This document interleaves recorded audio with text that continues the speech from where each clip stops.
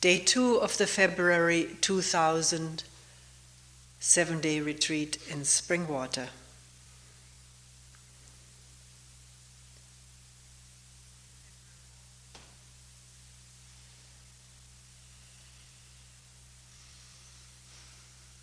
How warm it is, how bright. Sun filtering through the windows and casting some shadows.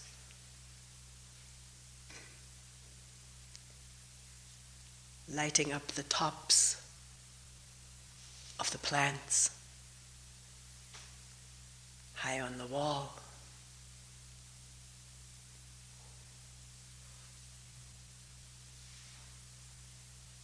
Very quiet.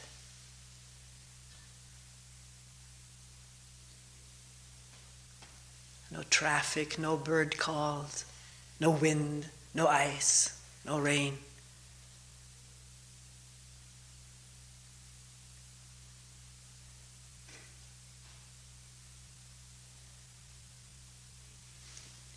Is there listening when there are no sounds?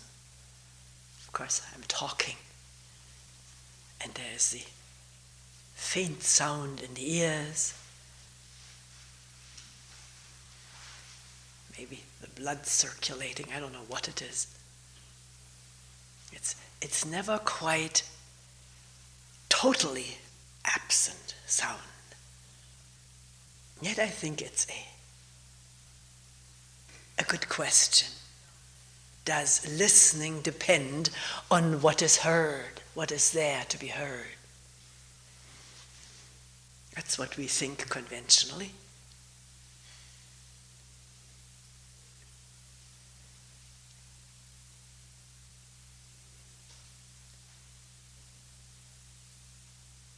But maybe it isn't so.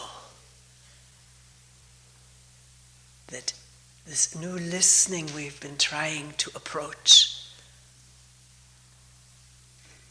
or speak out of, listen out of, is not dependent on the sounds that are there.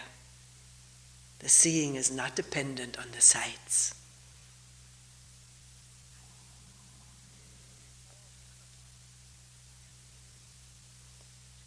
It doesn't make sense. Because seeing and listening, the way we've been using those words here since yesterday, do not just refer to sense impressions, sense organs, and the objects of the senses.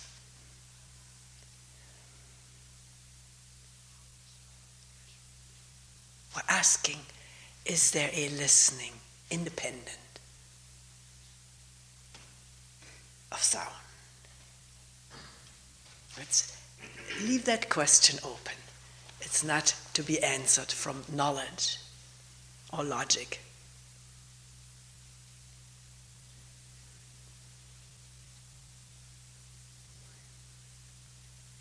See, we're saying everything changes. The objects of sight, the objects of hearing, as the objects of desire or the objects of judgment, they change.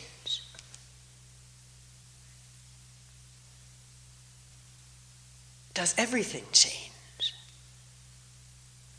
That listening, which is complete in itself, without a me center focus in there, just open, without borderlines, does that change? Or is it the same today as it was 10 years ago, or as it will be regardless of time? We're asking that. I don't have to answer it.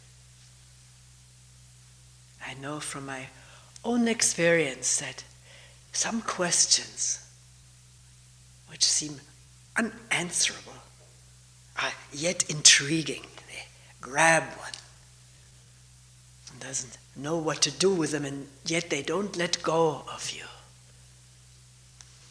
And maybe suddenly, at one moment, it becomes clear.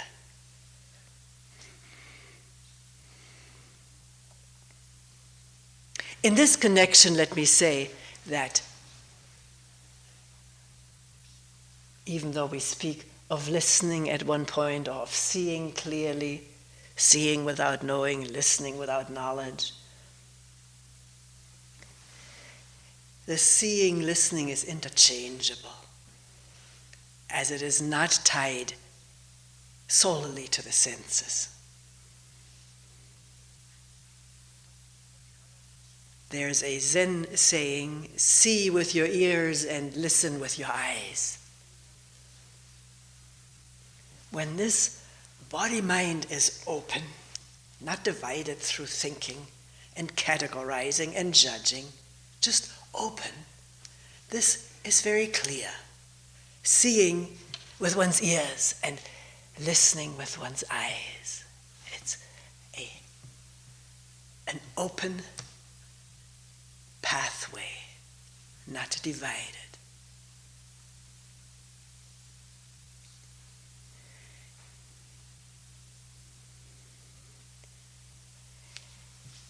So sometimes people ask me, when you talk about listening or new listening, what about if there's somebody in this audience who is hard of hearing or deaf, or legally blind, or actually completely blind? How will they respond to this? Well, there have been people here, not totally blind or deaf, but very much so, legally so. But they have never complained or about talking about listening or seeing.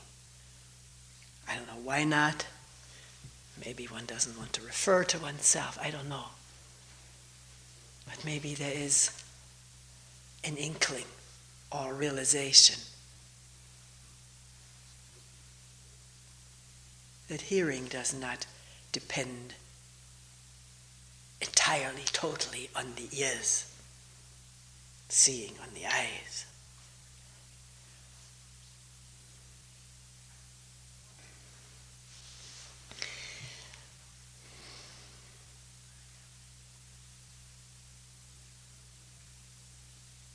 Last night, in the group dialogue,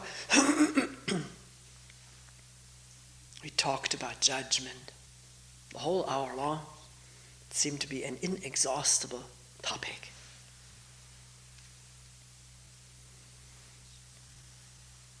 We had touched upon it in the talk yesterday, and it's something that comes up all the time for retreatants.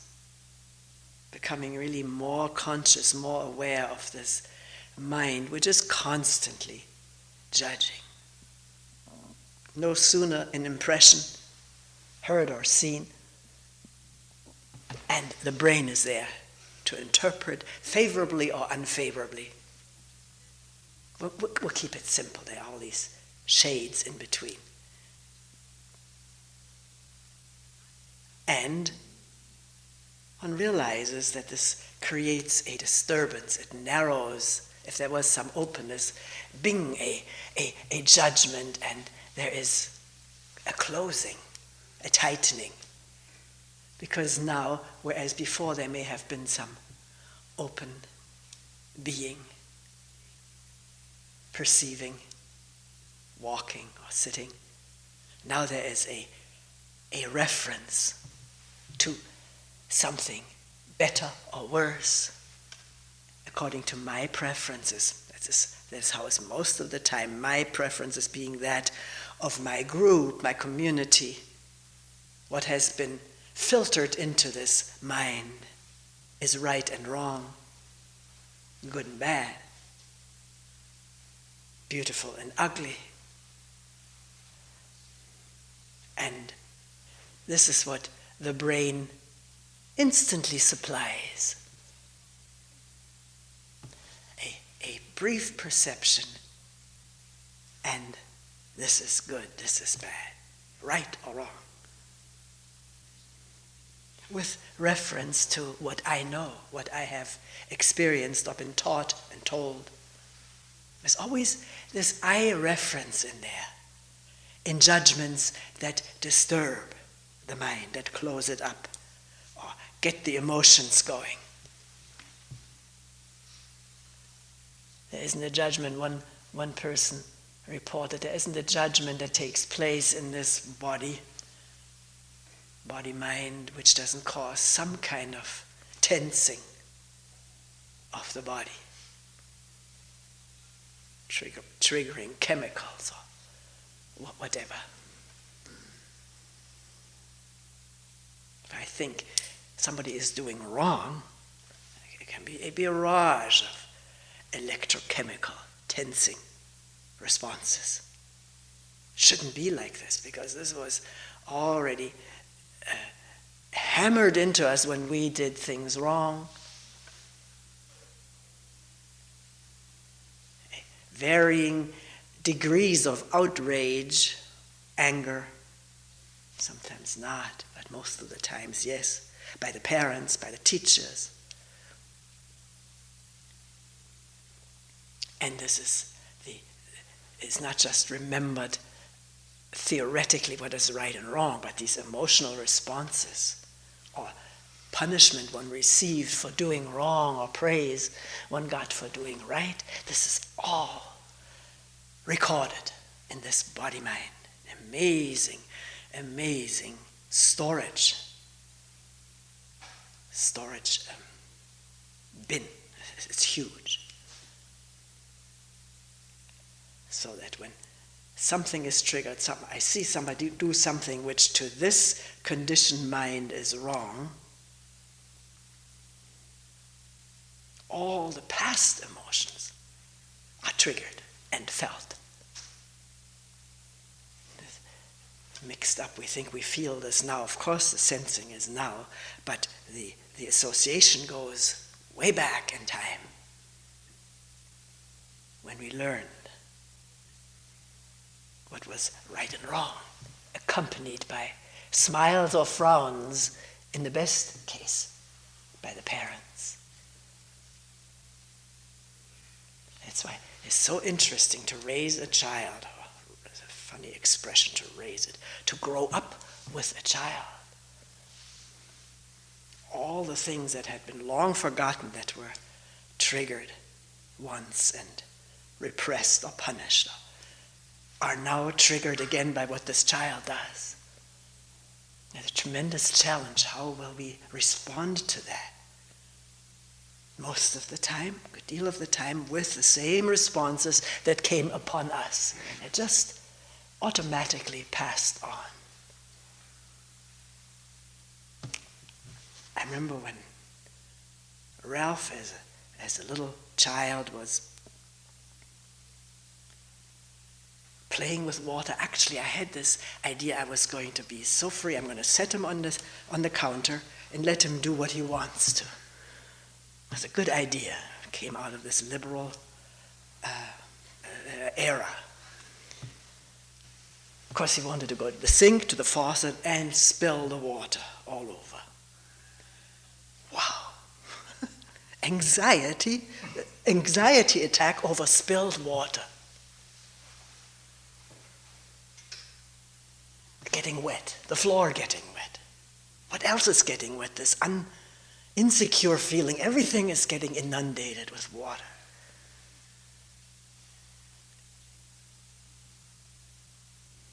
To this day, topping over water and it's spilling is sort of a mild shock. You have to clean it up right away. Now, this may not be the conditioning for everybody.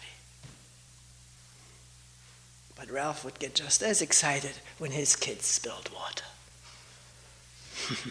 Then I would say, don't get so excited, they're just kids. And you're different when you're a grandmother. That's why Kyle always said you should be a grandfather or a grandparent before you are a parent. There's a certain mellowness in the conditioning. You're not immediately tapped by what's going on, but have a little bit of a broader view. So, we were talking about this judging, whether all judging is narrowing, bad. Is there good judgment, bad judgment? See, we have a lot of expressions that complicate what we're talking about. I think we should just leave it simple. Is the judgment related to taking a position as an I, a me, with all my background of rights and wrongs? Or is there seeing something without taking a position and commenting on it? We were saying, isn't it just as bad to judge something good, or is it just as upsetting or narrowing? And much harder to detect, some people felt much harder to detect when we judge something as beautiful than we judge something as ugly. And then you could say theoretically it's both judgment. Maybe even add to it shouldn't happen, can the mind be free of judgment? But we're not here trying to get rid of conditioned responses that are so automatic, so fast. Faster than the thought to catch it, it's already happened. The response has already taken place. What we're asking is if we can become more observant, more in touch, a little bit attention and awareness to how things are running for us and each other. So it doesn't happen so totally unawares. And because when it happens unawares, then the defense mechanisms spring into action. Somebody may say, did you realize that you were judging? I'm not judging, I'm not judgmental, you are. You were judgmental of me, etc. With some space to wonder and notice.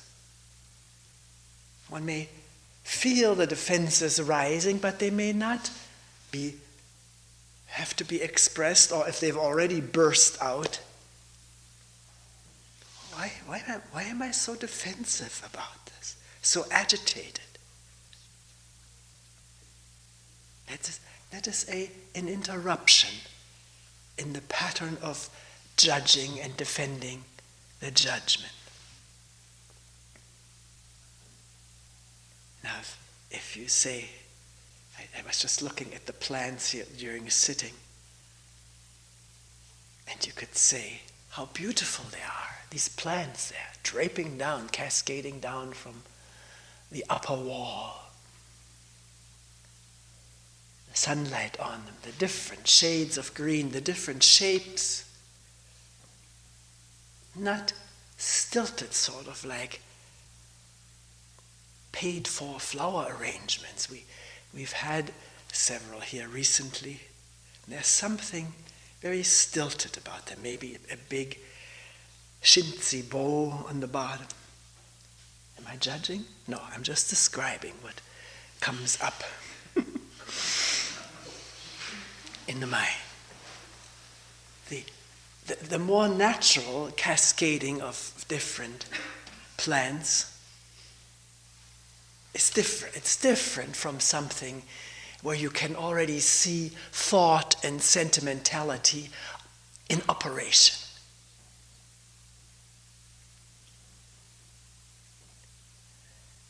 That's why the most freeing thing is to walk through the woods or meadows when has been no flower arranging, no human beings involved, which is very rare. We mow our fields and we clear our paths, and we will be doing very likely some clearing of our woodlands.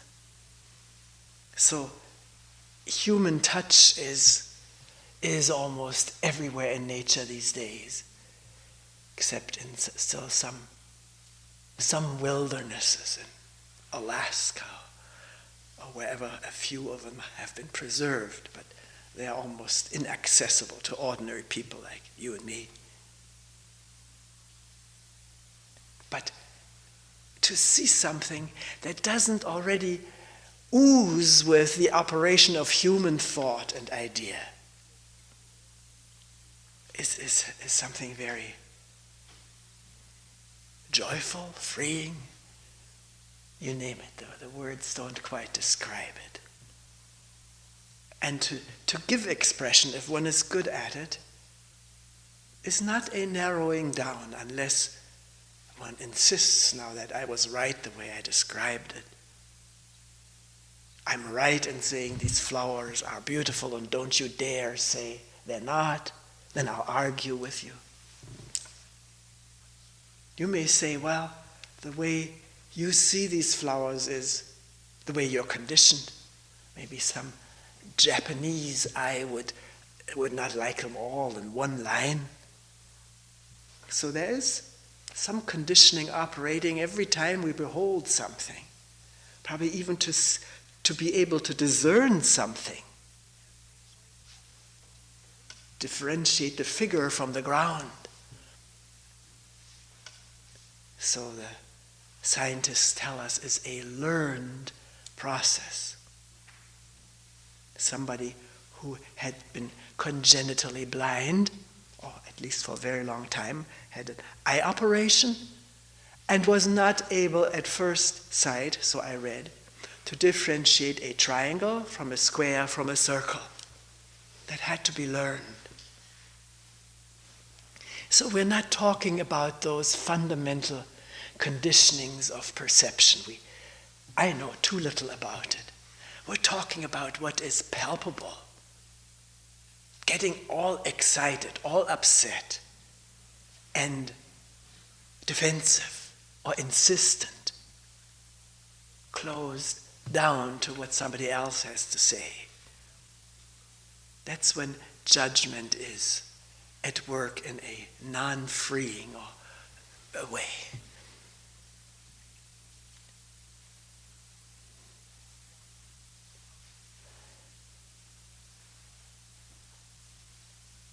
Somebody asked, if I remember right, is judgment as a mental movement, I'm using my own words, but I thought this was the essence of the question.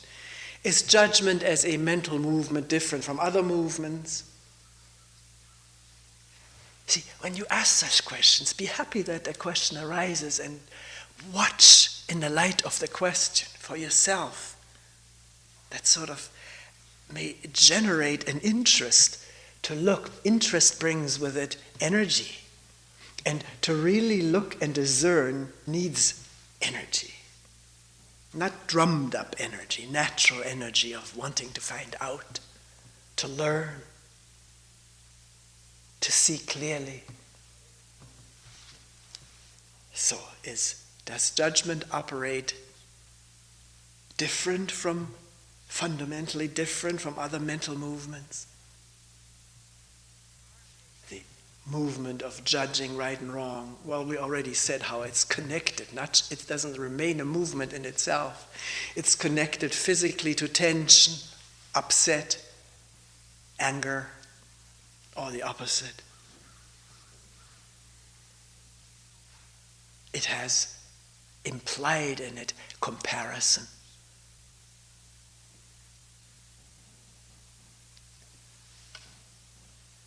He, she is so intelligent. Implied in that is either more intelligent than I am, or I am very intelligent to discern somebody else's intelligence. So comparison as a mental movement, we dealt with it yesterday. Expectation, the mind being set already to experience something, to get something. The whole mental, physical movement of desire, wanting something. Watch it sometimes. Most of the time, the wanting just takes place automatically. And people who set out to watch it may discover that there isn't a moment in one's life where there's not some wanting. wanting something. Fearing. See, it's all interconnected with everything. An idea of what could happen based on what happened in the past. These memories are lodged in the brain and maybe throughout this body. May not all be verbal, maybe pre-verbal memory of danger, pain, horror, fright. And at a trigger of the memory, verbal or physical, this whole body swings with past experience.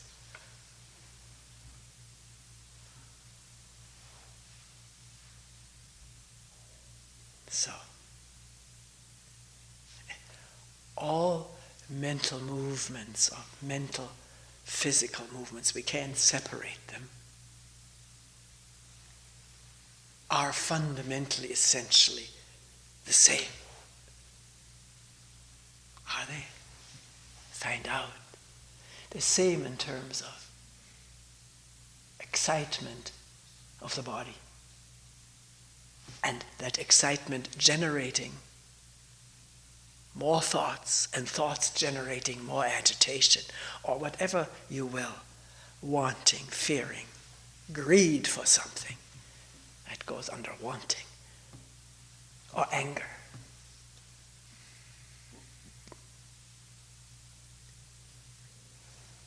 To get angry,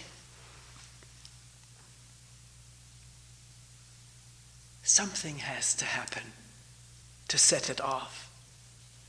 Maybe something somebody says, the words, the way they say it, derogatory or slighting me, attacking me, either openly or sort of insidiously. And something already responds before I can even think about it. Something already reacts from the past.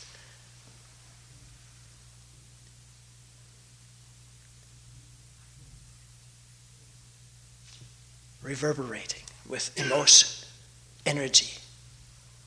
Anger is energy, just as fear. All of these are energies. Reverberating from the past, and then the brain very likely keeping on spinning the story, which keeps the anger afloat, embellishing what happened, and living in this embellishment. And with this vibrating body, maybe thinking, I have a right to be angry. I'm justified in my anger. Or I should express my anger. All of these thoughts and ideas keeping the body going angrily. Same with judgment, same with fear, same with desire. Triggered by memory, thought, anticipation, and kept going by more thought, more imagery, fantasy. All revolving, as one can find out for oneself, around me and mine. Me as I know myself, remember myself, as the memories and knowledge about me has built up and become sort of crusty in place, but always possible to be added to.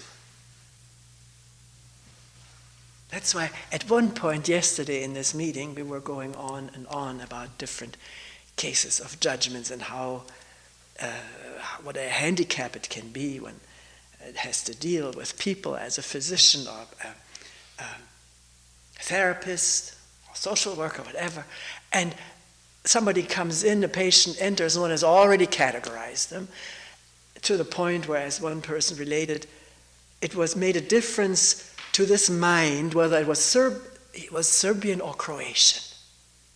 A different response, a different expectation, because there's different knowledge, very skimpy knowledge, attaching, projecting, interpreting. The tragedy of this person, the tragedy of that, she said. The tragedy being what? Something is already here. How can I see this person without structures which have already imposed themselves? Imposed themselves from almost the infinite past, because recognizing one owns group, clan, tribe, or the baboons or the chimps, sticking with each other and having a very likely hostile reaction to an outsider entering. This is in our genes.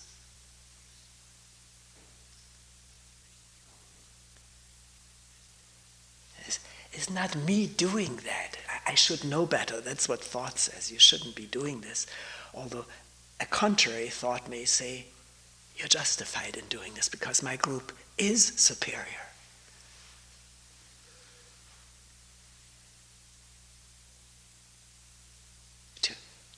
To watch the subtleties and the subtle attention, not knowing what to do with it. It's already happened. But just because it has already happened, does that mean right this moment it has to continue? Or is it possible to take the glasses off? Take a fresh look. We're asking this. Are you asking yourself? When you really ask yourself if it's possible, then at a moment of having already projected on the Serb and on the Croatian certain things from our informed or misinformed past, something surfaces or says, wait a minute, this is going on. What does it do? Not it shouldn't be, or it oughtn't be, or I'm bad if it's happening. But what is happening? To get in touch with these automatic movements, or rather with what they have already spilled throughout this organism. And wonder, what's real? What's true? Not I know what's true, but wondering at this moment of catching an ongoing projection. Let's try it. Let's see whether it can work sometimes. Because there is a magic to pauses. The habit has been running like a stream with its current, momentum. And something says, whoa, what is going on? Is it possible to stand in the middle of the stream and not be swept away by it? Just to watch, to feel the strength of the current. A habit is strong, and as many of us have observed very often, there is some kind of an inner voice saying, the heck with attention, let's go with this. It's pleasure. It's just to go with the current of one's habits is in itself a pleasure, a security. One knows about it somehow or other. But how strong is the interest to understand about ourselves in a new way, to listen and look freshly. And this listening and looking is available to all of us. It's there, it's sort of the ground. Like on this new computer program that I have. hard as it is to get used to it, but you can always get back to your basic window. It's there, and it happens to be a blue sky. All this other stuff imposed, but the basic window is there. Of course, you can also turn the computer off.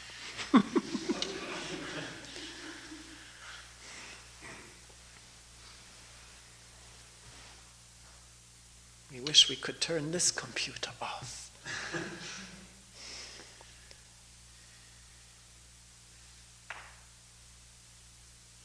It's not quite like that, turning off all the conditioned programs. That would be what we think we would like. Whether we really would go with it is another question. We'd have to test that out. But rather than turning them off, deleting them, which is not possible, they can sort of wear off and thin out by disuse. The less we think about something, the less we get excited over it. And there's probably something happening in the brain that the connections weaken. Whereas if we keep thinking and thinking and thinking about, the connections strengthen. So by being more in the present, in touch with what's happening right now, we're not thinking about our usual exciting or aggravating cycles. And maybe by that they have a little bit less of an odd to surface.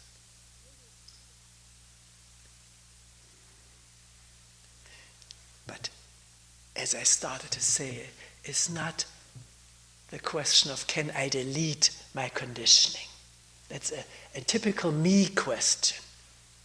The me thinking or deluding itself, it was even in charge. Such an illusion, because one notices these things happen before I think I want that or I shouldn't. That comes later. It's already responded, the conditioning. So rather than this wishful thinking of deleting, can there be this, what we described a moment ago, this whoa, and stopping and needing to watch what's happening.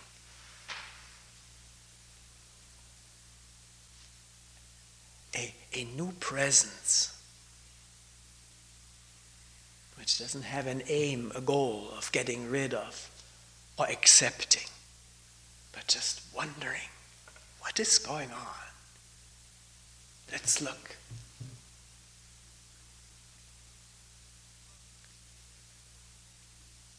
And there can be real strength and energy in this.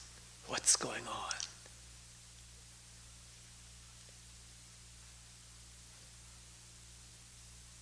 And maybe one finds oneself absent in the presence. It's just sunlight and breathing and warming. Physical sensations. That's the words we give to it. It's not separated stuff. It's one vibrating whole.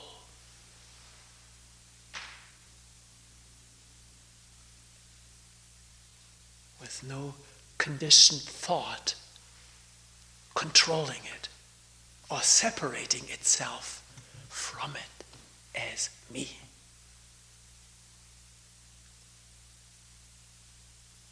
If the thought me arises, does it? Can it be seen as a thought?